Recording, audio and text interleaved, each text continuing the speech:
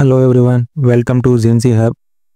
ఈరోజు కనుక చూసుకున్నట్లయితే గేట్ ఎగ్జామ్ గురించి అయితే డిస్కస్ చేసుకోబోతున్నాం. ఎవరైతే గేట్ ఎక్స్పీరియన్స్ ఉన్నారో, గేట్కి ప్రిపేర్ అవుతున్నారో, those who have prepared for gate exams, they have a good news. Gate exam 2026 అయితే రిలీజ్ అయిపోయింది ఫ్రెండ్స్. పోస్ట్ పోన్ అయింది అనుకున్నాం, ఆగస్టు 25న వచ్చి పోస్ట్ పోన్ అయిపోయింది అనుకున్నాం. సో అఫీషియల్ నోటిఫికేషన్ అయితే వచ్చేసింది ఫ్రెండ్స్. సో ఈ వీడియోలో మనమైతే application fee, eligibility criteria and important dates గురించి అయితే డిస్కస్ చేసుకోబోతున్నాం.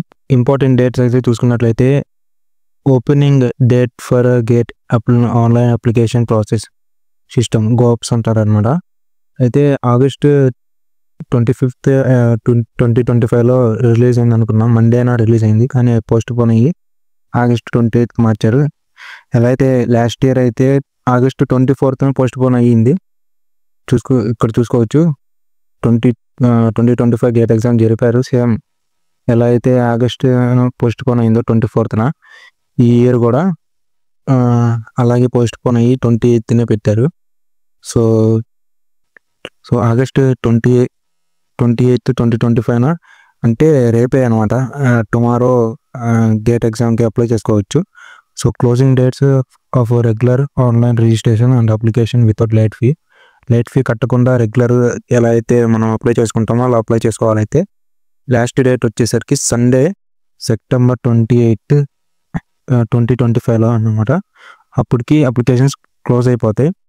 తర్వాత వితౌట్ లేట్ ఫీ అయితే అలా, విత్ లేట్ ఫీ అయితే closing dates will be October 9th అనమాట. సో దాని తర్వాత అప్లై చేసుకునే వాళ్ళకి సెప్టెంబర్ 28 తర్వాత అప్లై చేసుకునే వాళ్ళకి అక్టోబర్ 9th వరకు అయితే ఎక్స్టెండ్ డేట్ ఇస్తారు. విత్ లేట్ ఫీ అంటే లేట్ ఫీ కలుస్తుంది అనమాట. ఎక్స్ట్రా ఫీ అయితే కట్టుకోవాల్సి వస్తుంది. అంటే ఇంకా ఎగ్జామ్ డేట్స్ అయితే ఇచ్చేసారు ఫ్రెండ్స్. ఫిబ్రవరి 7th అయితే జరుగుతుంది. అండ్ ఇక్కడ ఫిబ్రవరి 7th, 8th, ఫిబ్రవరి 14th, ఫిబ్రవరి 15th అయితే జరుగుతుంది.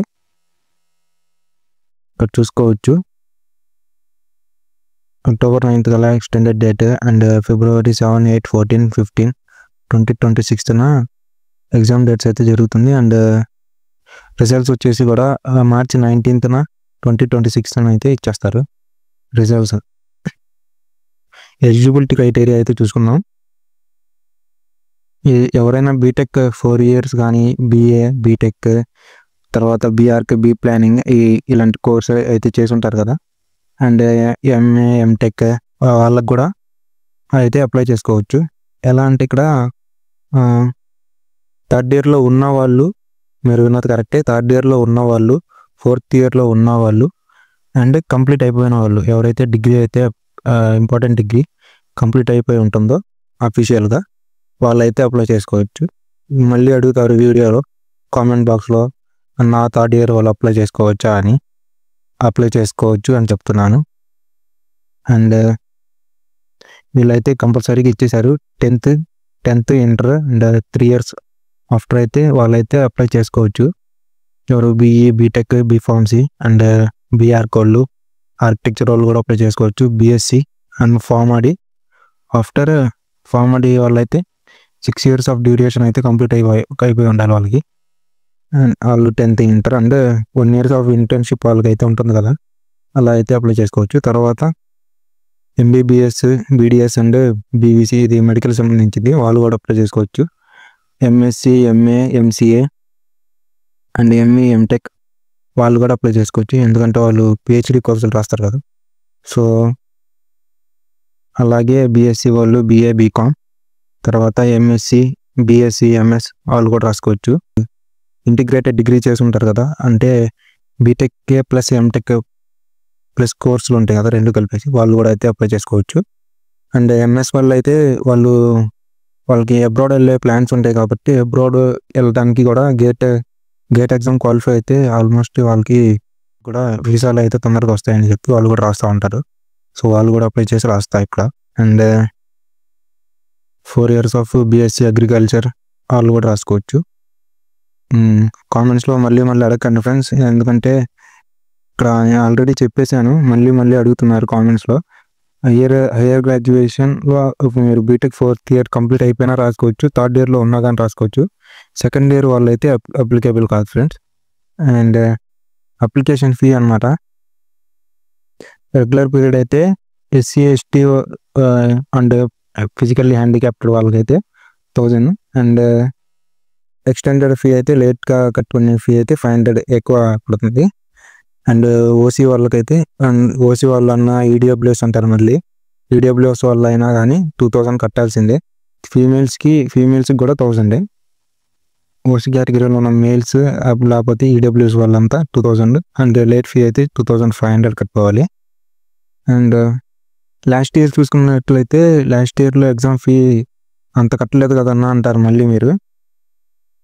లాస్ట్ ఇయర్లో ఎగ్జామ్ ఫీ ఇక్కడ చూడొచ్చు, అప్లికేషన్ ఫీ లాస్ట్ ఇయర్లో 900 కట్టాం, ఎక్స్టెండెడ్ ఫీ 1400 కట్టాం. ఈసారి అయితే పెరిగింది 100 రూపీస్. ఇది ఒకసారి అఫీషియల్ నోటిఫికేషన్ అయితే చూసుకోండి. అండ్ రెగ్యులర్ ఫీ ఈ డేట్ మధ్యలోనే మీరు కట్టాలి, సెప్టెంబర్ 28 లోపల కట్టాలి. 29th వన్ డే అయినా కానీ మీరు లేట్ ఫీ 500 ఎక్స్ట్రా కట్టుకోవాల్సి వస్తుంది. పీడబ్ల్యూడీ అంటే తెలుసు కదా, వాళ్ళు ఫిజికల్లీ హ్యాండిక్యాప్డ్ వాళ్ళు. ఇంకోటి రిక్వైర్డ్ డాక్యుమెంట్స్ ఏమేమి కావాలి అది కూడా చెప్తున్నా. మీ నేమ్ ఆధార్ కానీ 10th క్లాస్ SSCలో ఎలా అయితే ఉందో ఆధార్లో కూడా అలాగే ఉండాలి, లేకపోతే మీ తర్వాత మీరే ఇబ్బంది పడతారు. అండ్ డేట్ ఆఫ్ బర్త్ కూడా అన్ని ఆధార్లో 10th క్లాస్ సర్టిఫికేట్లో కరెక్ట్గా ఉండాలి. మీ మొబైల్ నెంబర్ అయితే అడుగుతారు అప్లికేషన్ చేసేటప్పుడు. మీ సిగ్నేచర్ అండ్ ఫోటో కాపీ అయితే ఒక సాఫ్ట్ కాపీ తీసుకొని పెట్టుకోండి. వాళ్ళు ఎంత ఎంబీలో అడుగుతారో మనం చెప్పలేము, తర్వాత అప్లై చేసేటప్పుడు మీరు ఒకసారి చూసుకోండి. అండ్ కాలేజ్ నేమ్ అండ్ దాని ఒక pin code, gate test paper choices 2 papers ఉంటాయి, 1 పేపర్ ఉంటుంది, అది కూడా చూసుకోండి. అండ్ జోన్ అప్లై చేసేటప్పుడు చూసుకొని అప్లై చేసుకోండి ఫ్రెండ్స్. ఫస్ట్ ప్రిఫరెన్స్ ఏమైతే ఇస్తారో ఆల్మోస్ట్ అందరికి అదే వస్తుంది. మీరు ఎంత తొందరగా అప్లై చేస్తే ఫస్ట్ ప్రిఫరెన్సే వస్తుంది ఆల్మోస్ట్. మీరు లేట్ చేసే కొద్దీ సెకండ్ ప్రిఫరెన్స్, థర్డ్ ప్రిఫరెన్స్ అయితే ఎగ్జామ్ సెంటర్స్ అయితే పడతాయి. 3 ప్రిఫరెన్స్ అయితే అడుగుతారు, 3 ప్రిఫరెన్స్లో ఏదో ఒకటి ఖచ్చితంగా ఉంటుంది. అండ్ పేమెంట్ వచ్చేసరికి నెట్ బ్యాంకింగ్ అంటే SBI, యోనో SBI ద్వారా అయితే UPI కూడా చేసుకోవచ్చు. తర్వాత డాక్యుమెంట్స్ అయితే ఇవైతే ఖచ్చితంగా ఉండాలి. మీరు ఫోటోగ్రాఫింగ్ చూడండి, candidate photographs and signature soft copy అయితే అడుగుతారు. అప్లోడ్ చేసేటప్పుడు ఎంత కేబీయో కావాలో చూసుకొని చేసుకోండి. తర్వాత SC ST కేటగిరీ అయితే మీకు ఖచ్చితంగా క్యాస్ట్ సర్టిఫికేట్ అయితే అడుగుతారు ఫ్రెండ్స్. మీరు దాన్ని ఖచ్చితంగా క్యాస్ట్ సర్టిఫికేట్కి సాఫ్ట్ కాపీ తీసుకొని పెట్టుకోండి. అండ్ ఒకవేళ ఫిజికల్ హ్యాండిక్యాప్డ్ UDID కానీ ఫిజికల్ హ్యాండిక్యాప్డ్ అయితే వాళ్ళకి పర్సంటేజ్ ప్రకారం రిజర్వేషన్స్ ఉంటాయి కాబట్టి రిజర్వేషన్ ఇవ్వాలంటే మీరు ఖచ్చితంగా ఆ యొక్క సర్టిఫికేట్ని మీరు ఖచ్చితంగా ఇవ్వాలన్నమాట, సాఫ్ట్ కాపీ అప్లోడ్ చేసుకోవాలన్నమాట. సో నెక్స్ట్ వీడియోలో అయితే gate crack tips, how to crack the gate exam అనేది చేస్తాను ఫ్రెండ్స్.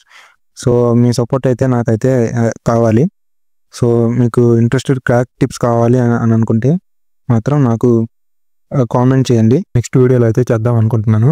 మీ ఇంట్రెస్ట్ ఎలా ఉందో నేను కూడా తెలుసుకోగలదు. సో ఎంతమంది ఇంట్రెస్టెడ్గా ఉన్నారో నాకైతే కామెంట్ బాక్స్లో చెప్పండి, దాన్ని బట్టి నేను కూడా క్రాక్ టిప్స్ నెక్స్ట్ వీడియోలో చేస్తాను. సో వీడియో కనుక నచ్చినట్లయితే షేర్ చేయండి, సబ్స్క్రైబ్ చేయండి అండ్ లైక్ చేయండి. Please press the bell icon for more updates. I don't ever slow up, no I don't take shit. I got no love for the fakeness. If you wanna play tough and wanna hate